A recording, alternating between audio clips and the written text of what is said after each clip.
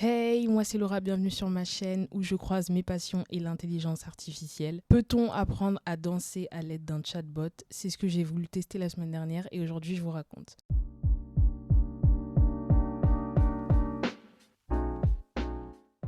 Pour vous présenter un peu mon parcours en tant que danseuse, je suis pas une grande danseuse du tout. J'ai fait du modern jazz quand j'étais petite, je pense que j'avais même pas 10 ans. Ensuite j'ai arrêté parce que je voulais faire plein d'autres sports. J'ai repris au lycée et j'ai encore arrêté ensuite parce qu'avec les études j'avais plus le temps.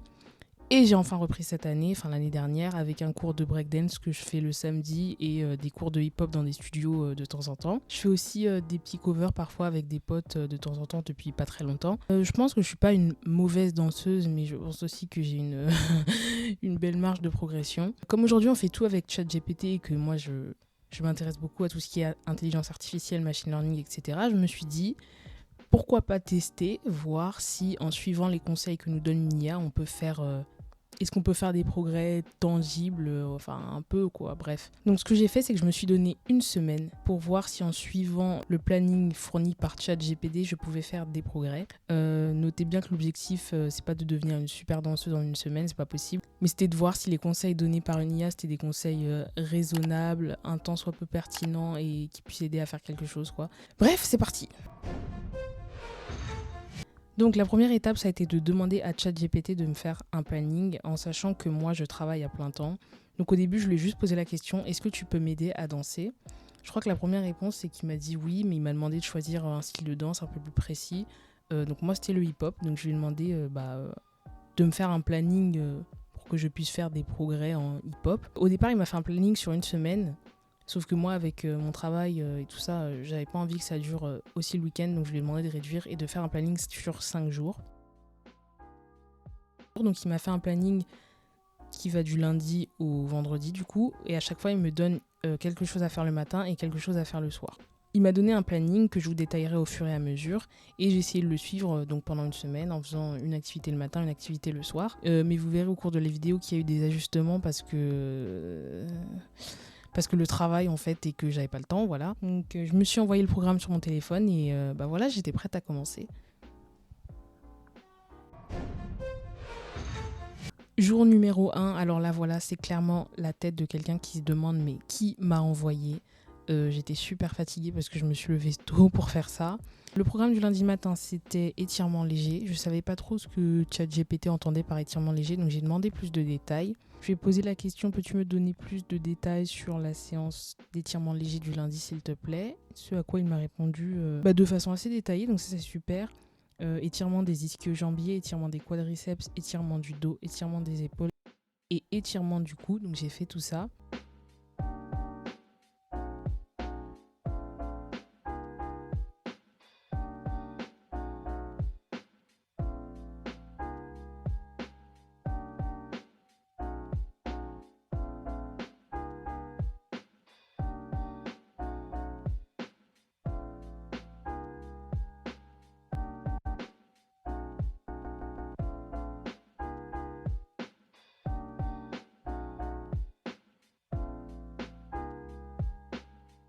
Je sais pas si ça sert vraiment à quelque chose de faire des étirements aussi longtemps avant la séance de danse en sachant que il était peut-être 6h30 et que je savais que j'allais quitter le travail après 18h et que donc j'allais pas danser avant ça.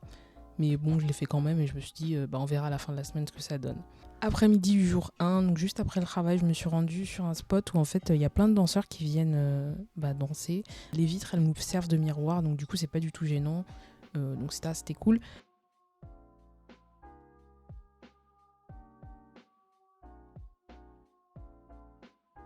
Le programme du lundi après-midi étant cours de danse en ligne ou en studio, choisissez un style que vous aimez ou que vous souhaitez explorer. Moi j'ai choisi de faire un TikTok challenge parce qu'en fait je le voyais partout, j'aime bien la chorégraphie, j'aime bien la musique, donc je me suis dit pourquoi pas, en plus il avait pas l'air trop compliqué à apprendre, donc en une semaine ça rentrait. Après avoir décoincé mon sac de la grille et toujours avec les sourcils aussi froncés, j'ai commencé à apprendre la chorégraphie, donc je l'ai regardé beaucoup de fois.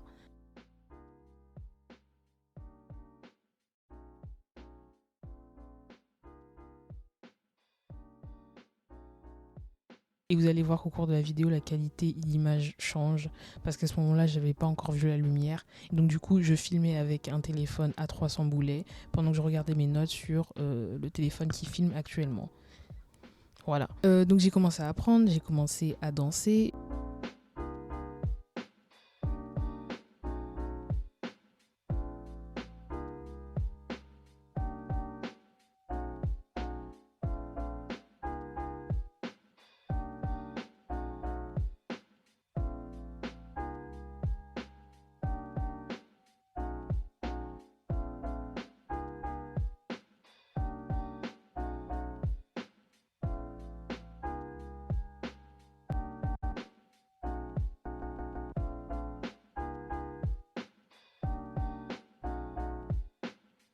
Jusqu'à ce que se présente le premier problème. J'ai oublié de ramener de l'eau. Puis le second problème. Et enfin le troisième problème.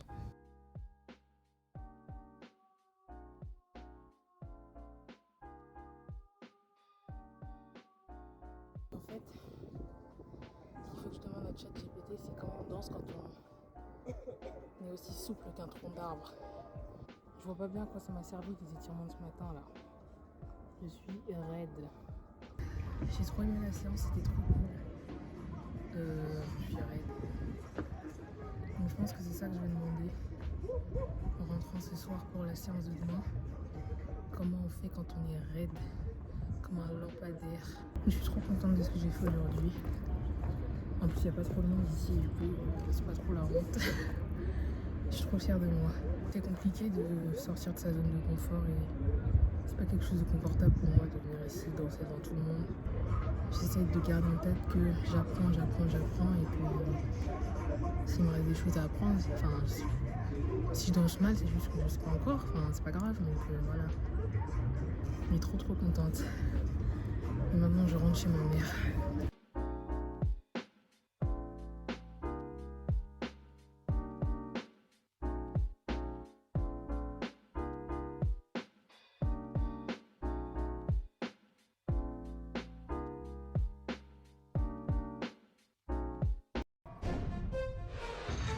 Jour numéro 2, les choses sérieuses commencent sérieusement. Donc j'ai fait cardio moi le mardi. Je suis partie à la salle le matin, très tôt le matin, faire du Stairmasters.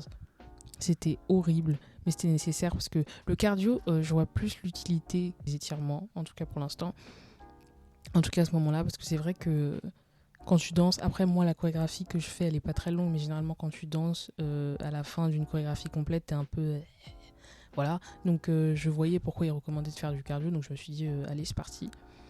Pour le cardio à la salle, je me suis juste mis sur une machine et j'ai cliqué sur un programme d'entraînement. Je crois que ça durait 20 minutes, quelque chose comme ça. Et voilà.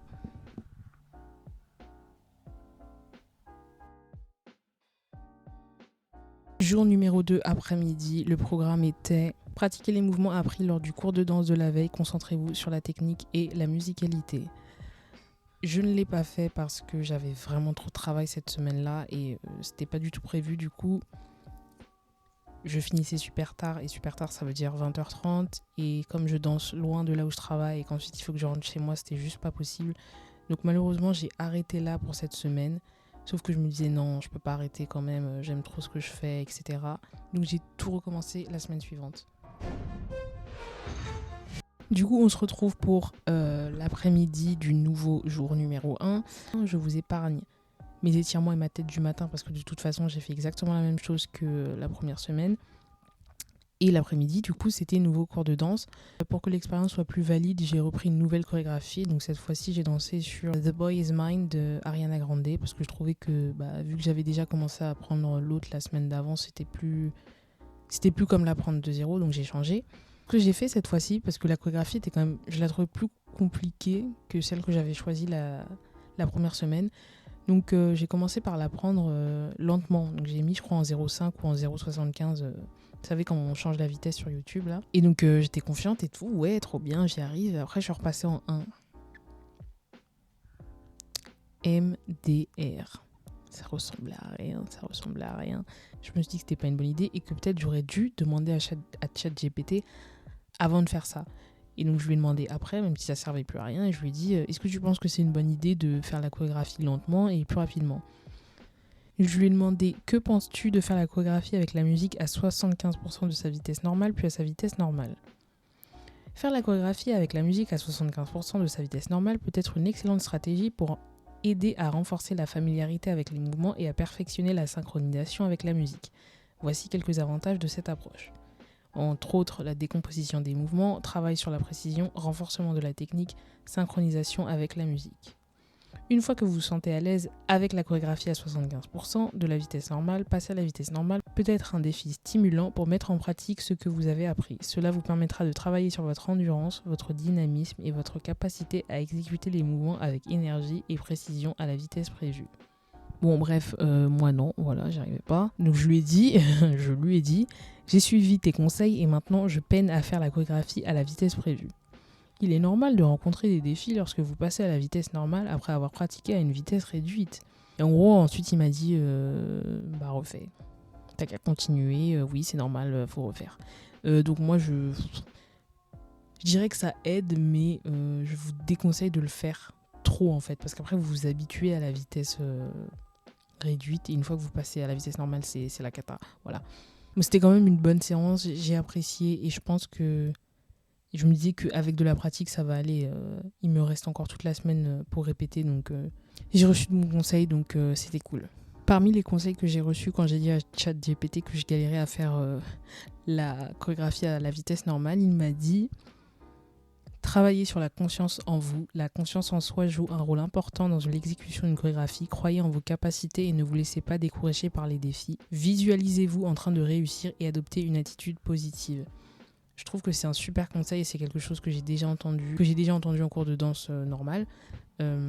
C'est d'essayer de ne pas trop se focus sur les résultats, sur ce à quoi on ressemble quand on se regarde dans le miroir, mais plus sur notre ressenti et la façon dont on se sent quand on danse. Et du coup, j'étais étonnée qu'il y ait un conseil comme ça là-dedans et pas un truc purement sur l'exécution, sur la technique, etc., mais plus sur le ressenti, le feeling. Et du coup, très bon point. Je pense que c'est un bon conseil et j'ai essayé en tout cas sur le reste de ma semaine de me focus sur ça, sur comment je me sentais quand je dansais, etc. Et ouais, vraiment bon point. Mardi matin du jour 2, j'ai encore fait cardio. Donc je suis repartie à la salle faire cardio et je crois que j'ai encore fait les escaliers parce que les escaliers, voilà. Mais j'ai commencé par la série gainage abdos que je fais habituellement quand je vais à la salle. Donc c'est, je crois que je fais une minute gainage, 30 secondes de chaque côté. Ensuite, je fais une série de 40 abdos à peu près ciseaux et ensuite 10 abdos à verticale, là, bizarrement.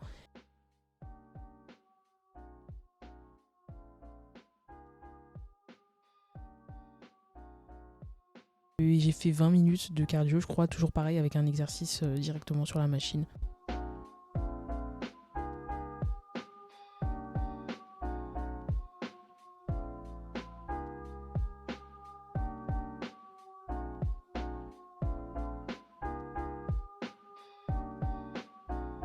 L'après-midi, malheureusement, l'histoire se répète encore. Toujours pas le temps d'aller danser parce que j'ai encore fini super tard au travail.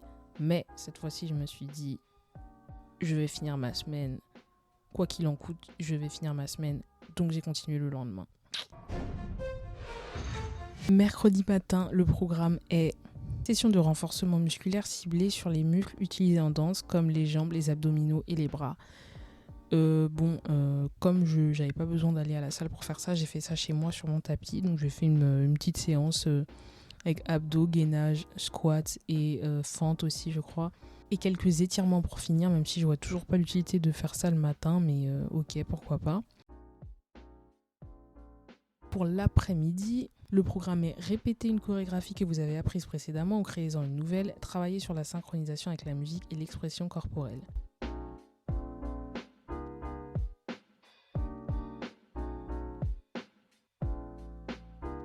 Pas de nouvelle chorégraphie pour moi, j'ai continué à apprendre la chorégraphie sur The Boy Is Mine. J'ai essayé de faire un focus cette fois-ci sur les pas un peu plus en détail.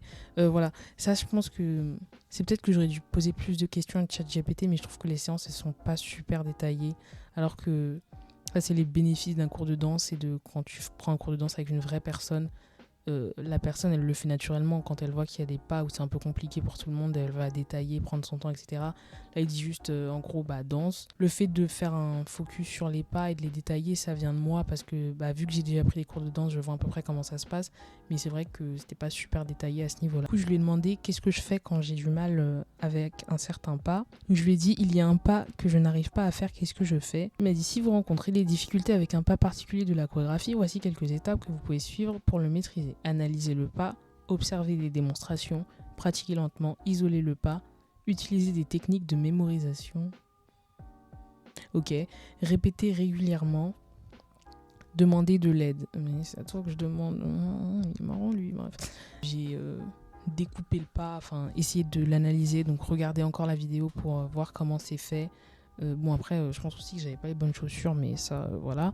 Mais ouais, donc juste répéter le pas lentement et juste ce pas-là sans faire toute la chorégraphie et ensuite essayer de le recoller avec les autres morceaux. Donc c'est quand même des bons conseils, je tiens à dire, c'est quand même des bons conseils. Même si à la fin, il me dit de demander de l'aide comme si c'était pas lui que je demandais. Bref. Le jeudi matin. Jeudi matin, le programme, c'est yoga ou étirement pour améliorer la flexibilité et réduire la tension musculaire. J'ai dormi, voilà, j'ai bien dormi. Je voyais toujours pas l'intérêt de faire les étirements 8 heures avant d'aller danser, donc j'ai arrêté de le faire et j'ai dormi. Programme de l'après-midi, cours de danse ou pratique libre, essayez d'expérimenter des mouvements improvisés ou des variations de style. Non, j'ai continué à faire la même chorégraphie que je faisais tout le reste de la semaine parce que voilà. Là, la qualité, normalement la qualité de l'image est mieux parce que du coup c'est jeudi que j'ai vu la lumière et que j'ai commencé à filmer avec mon iPhone. J'ai répété, j'ai revu quelques détails. C'est à ce jour-là que je me suis vraiment rendu compte que c'est avec la pratique constante qu'on s'améliore et pas avec autre chose. Il n'y a pas de secret. Si tu veux mieux danser, il faut s'entraîner. Même si c'est tout seul, que ce soit même 30 minutes par jour, c'est rien, mais... ou même 30 minutes par semaine, 1h30 par semaine, faut juste pratiquer constamment, c'est à peu près comme tout, quoi.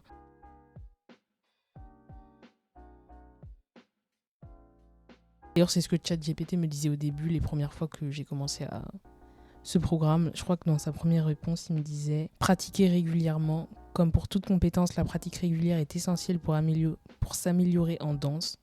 Essayez de danser quelques fois par semaine, même si ce n'est que pour quelques minutes à la fois. » Il m'avait aussi dit « Ne vous inquiétez pas de faire des erreurs, la danse est avant tout une forme d'expression et de plaisir, soyez confiants et amusez-vous. » C'est vraiment le genre de conseils que j'aime bien voir là et auquel je ne m'attendais pas parce que je pensais qu'il allait juste me dire un truc mathématique, scientifique, genre fais ça et pas des trucs un peu plus émotionnels, on va dire. Donc franchement, bonne surprise. On arrive au vendredi, donc jour du tournage. J'ai pas tourné ce jour-là. Le matin, repos actif avec une activité légère comme la natation ou le vélo pour détendre les muscles. Qui va aller faire du vélo ou de la natation à 6h du matin? C'est pas moi, donc j'ai encore dormi. Ah non, j'ai pas dormi. Je me rappelle que la première semaine, j'avais un problème sur le fait que j'étais beaucoup trop raide. Comment on fait quand on est raide? Comme un lampadaire. Et donc du coup j'ai posé la question à ChatGPT et je lui ai demandé comment je fais pour m'améliorer à ce niveau-là. Et il m'a dit quoi? Ce à quoi il m'a répondu: si vous vous trouvez raide après votre première séance de danse, voici quelques conseils pour vous aider à vous détendre. Ok. Étirez-vous régulièrement, respirez profondément, concentrez-vous sur la musique, relâchez la tension, visualisez-vous en train de danser avec fluidité, pratiquez la relaxation, donnez-vous du temps, la détente et la fluidité viennent avec la pratique, ne soyez pas trop dur envers vous-même et donnez-vous le temps de progresser à votre rythme. Plus vous pratiquez, plus vous vous sentirez à l'aise et détendu en dansant. Super conseil. Je dis super conseil, je sais pas, mais moi je pense que c'est un bon conseil. Et donc par rapport à ça, parce que je me trouve raide du haut, mais je me trouve pas raide du bas du corps, je lui ai demandé est-ce que tu aurais des exercices à proposer pour améliorer mes mouvements de bras? Et il m'a fait une série d'exercices en fait avec étirement des épaules, rotation des bras, exercice de poignets, danse des bras isolés, utilisation de poids légers, danse avec un foulard. Pratiquer devant un miroir. Et donc j'ai fait certains de ces exercices vendredi matin. Du coup j'ai étiré mes épaules, etc. Fait des rotations des bras, exercice du poignet, le foulard, voilà. Mais ouais, du coup j'ai fait ça vendredi matin. J'ai pas dormi, j'ai fait ça vendredi matin. Vendredi soir, c'était le moment du tournage, jour final. Donc le programme c'était Pratiquez la chorégraphie que vous avez travaillée cette semaine, ajoutez des détails et des expressions pour rendre la performance plus dynamique. Donc c'était le plan du vendredi, sauf que merci la pluie, il pleuvait des cordes. Il pleuvait vraiment beaucoup, du coup, vu que là où je danse c'est pas couvert, non.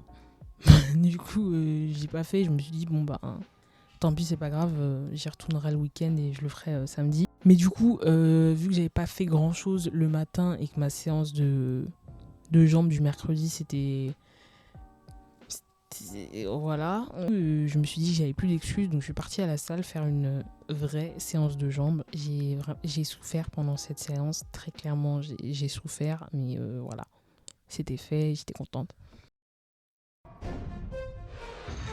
Le matin, j'ai dormi, mais là c'est pas parce que j'avais la flemme, mais vraiment j'avais plus de jambes, j'avais trop mal, vraiment non. Et l'après-midi, donc je suis partie à mon spot danser, et donc là il y avait beaucoup plus de monde parce que c'est le week-end, et comme je vous ai dit, c'est un spot où il y a plein de gens qui viennent danser. Et j'avais aussi entraînement avec les gens avec qui je fais des covers de temps en temps, du coup ils étaient là. Et j'ai tourné mes petites vidéos, j'étais trop contente. Et c'était vraiment le highlight de toute cette expérience, c'était ce jour-là, parce que en fait j'étais vraiment plus du tout focus sur il faut que ce soit bien, la technique, il faut que les pas ils soient précis, etc. Mais je me suis vraiment amusée. Genre même là, quand je regarde les vidéos, là, quand je fais le montage, je vois que j'étais vraiment contente. Genre j'étais juste heureuse. Et je pense que c'est aussi pour ça que j'aime danser, et ça m'a... J'ai passé une trop bonne semaine grâce à ça, et vraiment, c'était vraiment le highlight de toute ma semaine, donc trop contente. Je sais pas s'il y a des progrès vraiment sensibles entre mon premier jour et mon dernier jour, mais moi je le vois, et donc rien que pour ça, vraiment je recommande. Et l'apport de ChatGPT, je dirais que ce sera jamais comme un vrai cours de danse, parce qu'il n'y a pas la même énergie. Surtout si vous prenez des cours collectifs, il n'y a pas la même énergie. Il n'y a pas le prof qui crie, qui dit allez, qui vous encourage, etc. Mais je pense que pour commencer, c'est bien. Surtout si vous n'avez jamais fait de danse et que ça vous stresse un peu de vous retrouver dans une salle avec d'autres gens, etc. Je pense que c'est bien, et ouais, ça aide. Donc franchement, c'était sympa. Et comme j'ai dit, vraiment surprise de certains des conseils. Il y en a qui étaient techniques, mais il y avait aussi beaucoup de prenez votre temps, la confiance en vous, l'expression corporelle, les expressions, etc. Donc vraiment super, et ouais, j'ai adoré cette expérience, trop bien. Le seul truc que j'ai pas trop compris, c'est les étirements le matin, où vraiment je vois pas bien la plus-value, mais pourquoi pas. Mais voilà, sinon à part ça, j'ai passé une super semaine. Donc voilà, merci beaucoup si vous avez regardé jusque là. Si ça vous a plu, n'hésitez pas à laisser un like et à vous abonner pour plus de tests. Merci.